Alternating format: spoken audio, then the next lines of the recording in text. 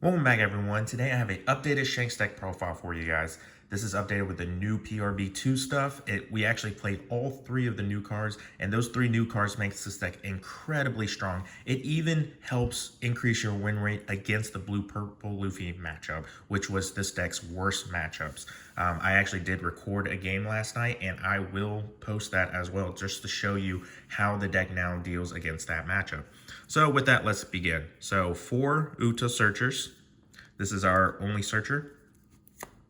4 Otama, that's 2K. 4 Sanjis, this is in case we ended up going first. We don't really have anything on that 3-Don play other than like had we played a Uta early, then we can attach 3 and make it a 5 swing. Or if you had this, drop this out and still get just your 5 swing with the leader. So it's just our early play, and again, for the draw power, your opponent wants to deal with this because it's a 6K attacker. 4 Hongo, just a consistent -2 if your opponent leaves it alone. So if you drop it, weaken something to try to take out, control their board, because this deck is still a very control board type deck until late game, where once we chip their hands down to size, then we start going for face. So this still helps with that, and then your opponent wants to deal with this, so it still ends up tanking an attack.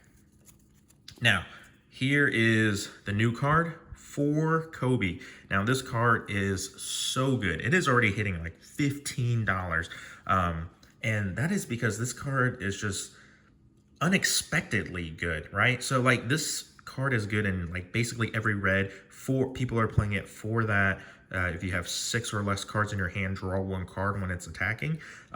But last night as I was playing this, I realized that, hey, even though it's very important that it only KOs 3K base power or less, which does not really give it like a lot of targets in your mind, but I found it to be unexpectedly good, right? Against support cards that you just might not see coming. So a lot of the support cards are really weak that might just stand there. So like, for example, that new 2-cost Shirahoshi that just protects your opponent's 6-cost or lower board. This, getting that free, force them to use that effect is just amazing. And then you can use your regular stuff to actually blow it up, because the support cards are only good for like 1. Same, like get rid of like the beige blocker, stuff like that, stuff that you don't even think about. So that free like pop is actually better than I thought, even though it is base 3. I thought it was like, oh, whatever, I'll just play it for the draw. No, this is actually ridiculous. And this is good in like so many red decks. Like think about it, like if you play it in a Navy Smoker,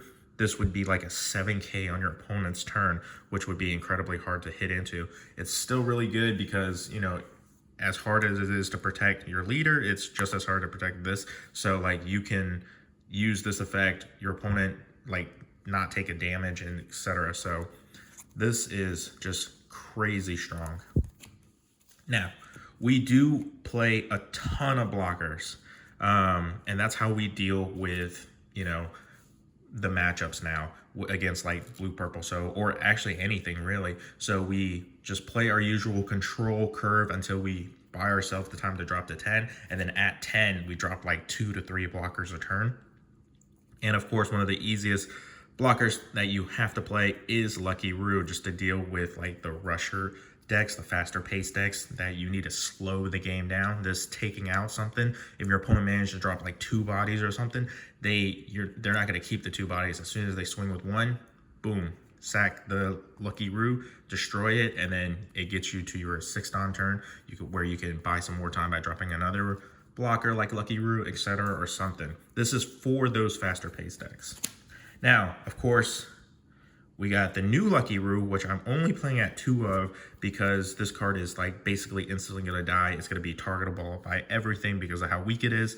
Like if they can play like something that just pops like a 3K. Like for example, if you get Kobe back, this card is just dead. But we still play it because it's on play, it's searchable, and then on play, trash 1 card with 6,000 power more from your hand and draw 2 cards. Now, this is something I really love about all the new support for Shanks. It fixes the brick problem that you used to have in 9. I mean, we already I mean, the big problem was already basically fixed, but this is just an additional icing on the cake.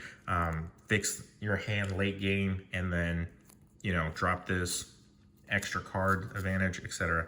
Now, here is my favorite blocker, this Shanks, which is a 6, and then basically makes everything in your hand a 2k counter, which is absolutely amazing. This card early, especially on curve, your opponent can't get rid of this through attacks. Like, unless they just stack all their Dawn underneath and then they don't play a body, you can, if they do that, you basically just take that damage. But otherwise, this card is not dying, right? Because this plus the leader effect is basically a 7k blocker on like turn 2 if you're going second.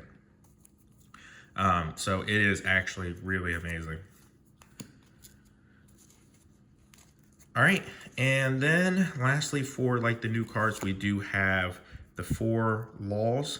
Once per turn, if this character would be removed from the field by your opponent's effect, you may just minus 2,000 power. It's incredibly sticky, amazing, and now we actually have a 6 cost play turn if we go second, and then, you know, instead of doing like building, snake, Marco, whatever, nah, we don't bother with that anymore. We're just dropping this. It's a sticky body, that's a 7k, and then best part, when attacking, give up to one of your opponent's character minus 2,000 power during this turn, which basically makes it like a 9 into another body.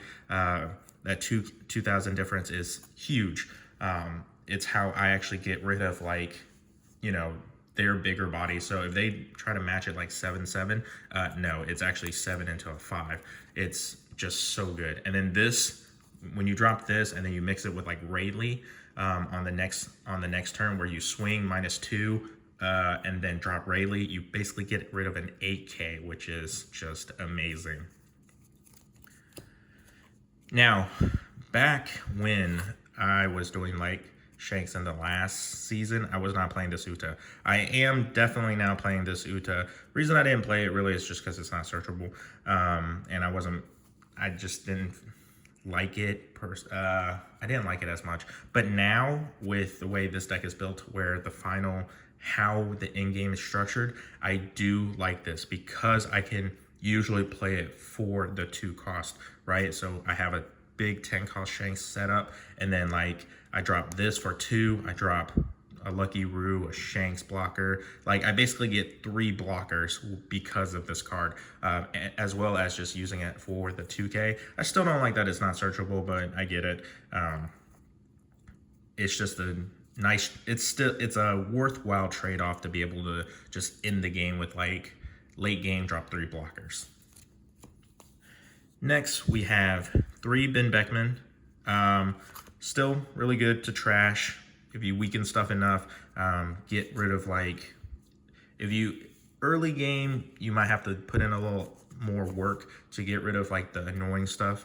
But like for example, Kuma, you have to minus 1,000 power somewhere else. If it's late enough where you drop to Shanks and it's always constantly -1, then it's not so bad. But early game, you know, get rid of anything with like an on KO effect, like Kiku Nojo, stuff like that. So I do still play 3 Ben Beckmans.